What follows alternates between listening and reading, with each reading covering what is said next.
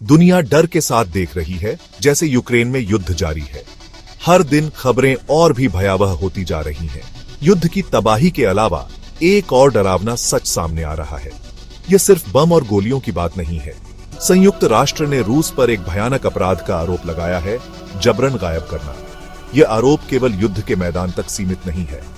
फरवरी 2022 से हजारों यूक्रेनी गायब हो गए हैं। ये गायबियां केवल युद्ध के शिकार नहीं है, बल्कि एक सोची समझी रणनीति का हिस्सा है। ये सिर्फ युद्ध में खोए हुए सैनिक नहीं है, बल्कि आम नागरिक, पुरुष, महिलाएं, यहां तक कि बुजुर्ग भी हैं। ये लोग अपने घरों से, अपने परिवारों से और अपने जीवन से अचानक गायब हो गए हैं।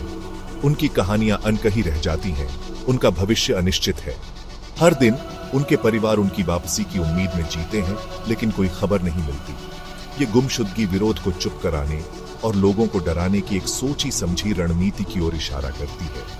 यह एक मनोवैज्ञानिक युद्ध है जो लोगों के दिलों और दिमागों को निशाना बनाता है। संयुक्त राष्ट्र के आरोप गंभीर है। ये केवल एक देश के खिलाफ नहीं, बल्कि मानवता के खिलाफ एक अपराध है।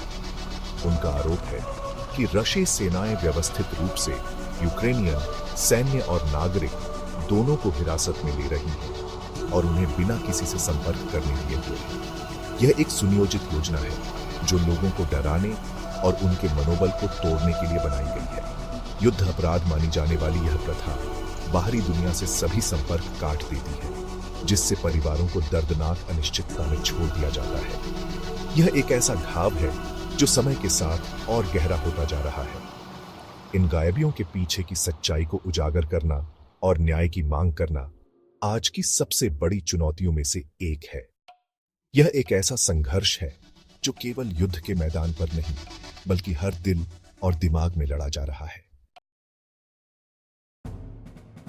बिन बातचीत की कैद एक क्रूर चाल है जिसे लोगों की हिम्मत तोड़ने और सच्चाई को छुपाने के लिए बनाया गया है। यह एक ऐसी स्थिति है जहां कैदियों को बाहरी दुनिया से पूरी तरह से काट दिया जाता है, जिससे वे मानसिक और शारीरिक रूप से टूट जाते हैं। जब लोगों को बिन बातचीत के रखा जाता है तो उनके मूल अधिकार छीन लिए जाते हैं। वे अपने परिवार और दोस्तों से संपर्क नहीं कर सकते और न ही उन्हें कानूनी सहायता मिलती है।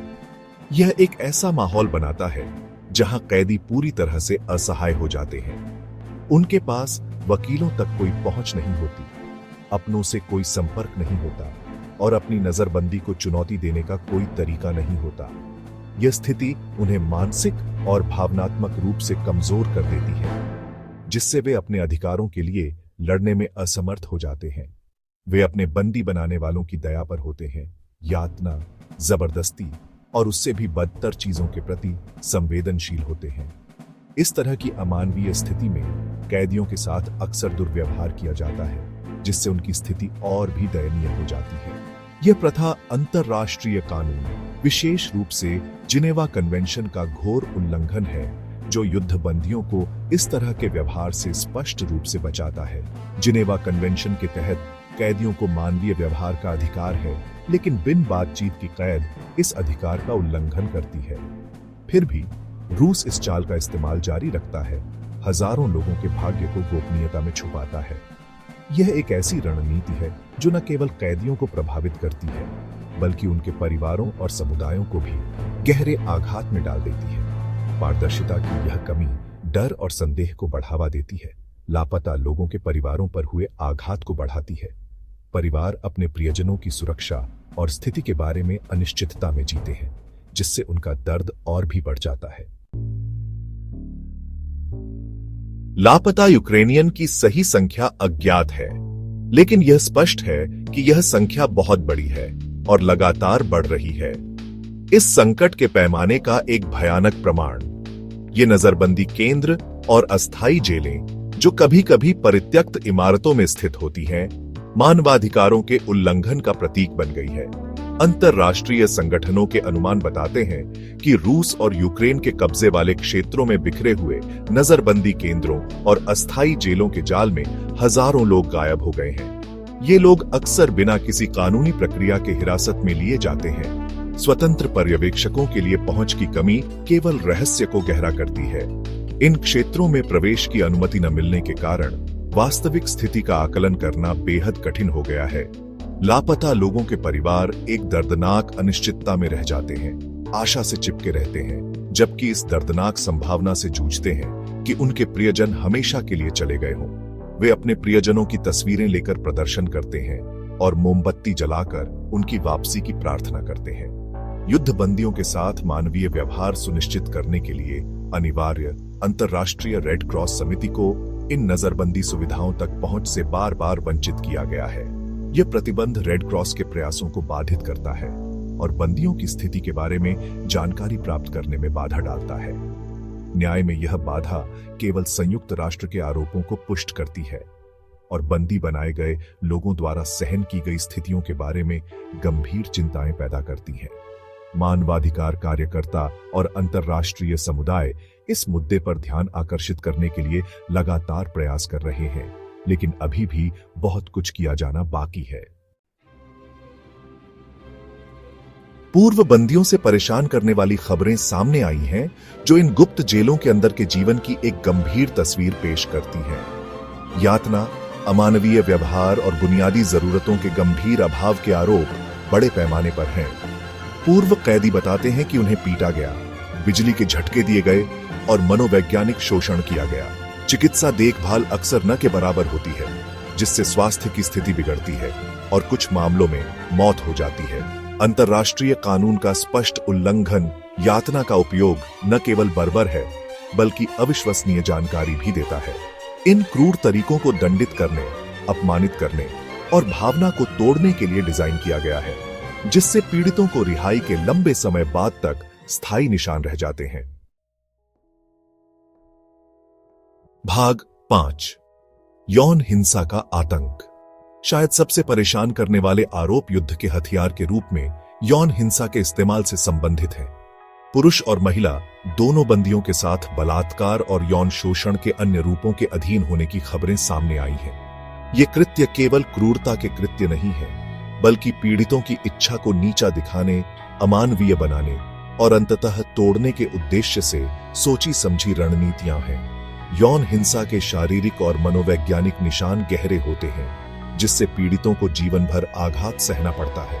इस तरह की रणनीति का इस्तेमाल गंभीर प्रकृति का युद्ध अपराध है, जिसके लिए तत्काल जांच और जवाबदेही की मांग की जाती है। भाग 6, मानवता के खिलाफ अपराध, एक निष्कर्ष। रूस के खिलाफ संयुक्त राष्ट्र के आरोप केवल युद्ध अपराधों तक ही सीमित नहीं है। वे मानवता के खिलाफ अपराधों के कहीं अधिक गंभीर आरोप तक फैले हुए हैं।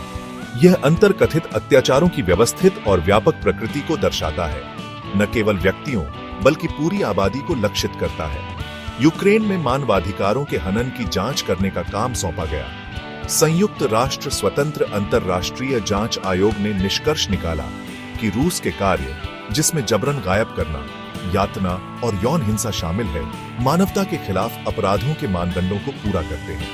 ये अपराध मानवता के विवेक को झकझोर देते हैं और अंतर्राष्ट्रीय समुदाय से कड़ी प्रतिक्रिया की मांग करते हैं। भाग 7, रूस का इनकार, न्याय में एक बाधा। भारी सबूतों और आरोपों की गंभीरता के बावजूद रूस किसी भी गलत काम से इनकार करता रहता है। रशियाई सरकार ने संयुक्त राष्ट्र की जांच में सहयोग करने से इनकार कर दिया है, निष्कर्षों को राजनीतिकरण और पक्षपाती बताकर खारिज कर दिया है। पारदर्शिता और जवाबदेही की कमी केवल अंतर्राष्ट्रीय समुदाय की चिंताओं को गहरा करती है। स्वतंत्र पर्यवेक्षकों तक पहुंच से इनकार करके और इन नजरबंदी केंद्रों के अस्तित्व को स्वीकार करने से इनकार करके रूस प्रभावी रूप से न्याय में बाधा डाल रहा है। यह दीवार बनाने की रणनीति न केवल सच्चाई को उजागर करने के प्रयासों में बाधा डालती है, बल्कि पीड़ितों और उनके परिवारों की पीड़ा को भी बढ़ाती है। भाग 8, जवाबदेही के लिए एक वैश्विक आह्वान। अंतर्राष्ट्रीय समुदाय ने यूक्रेन में मानवाधिकारों के हनन को तत्काल समाप्त करने की मांग करते हुए रूस के कार्यों की निंदा की है। एमनेस्टी इंटरनेशनल सहित मानवाधिकार संगठनों ने स्वतंत्र जांच, सभी अवैध रूप से हिरासत में लिए गए व्यक्तियों की रिहाई और प्रभावित लोगों के लिए मानवीय सहायता तक पहुंच का आह्वान किया है। रूस पर अंतर्राष्ट्रीय कानून का पालन करने और स्वतंत्र निगरानीकर्ताओं को नजरबंदी सुविधाओं तक पहुंचने की अनुमति देने का दबाव बढ़ रहा है। पीड़ितों और उनके परिवारों के लिए न्याय की खोज अंतर्राष्ट्रीय समुदाय के लिए सर्वोच्च प्राथमिकता बनी रहनी चाहिए। मानवाधिकारों के इतने गंभीर उल्लंघन का सामना करने पर चुप्पी और निष्क्रियता कोई विकल्प नहीं है। भाग 9। निष्कर्ष। देर से मिला न्याय, न्याय नहीं। यूक्रेन में जबरन गायब होना चल रहे संघर्ष में एक काला अध्याय है। रूस के खिलाफ संयुक्त राष्ट्र के आरोप मानवाधिकारों की रक्षा और अपराधियों को उनके अपराधों के लिए जवाबदेह ठहराने की तत्काल आवश्यकता की एक कठोर याद दिलाते हैं। अंतर्राष्ट्रीय समुदाय को पीड़ितों और उनके परिवारों के लिए न्याय की खोज में दृढ़ रहना चाहिए। दुनिया चुपचाप खड़ी नहीं रह सकती, क्योंकि हजारों लोग बिना किसी निशान के गायब हो जाते हैं। सच्चाई, जवाबदेही और न्याय की खोज अटूट होनी चाहिए। पीड़ित इससे कम के लायक नहीं है।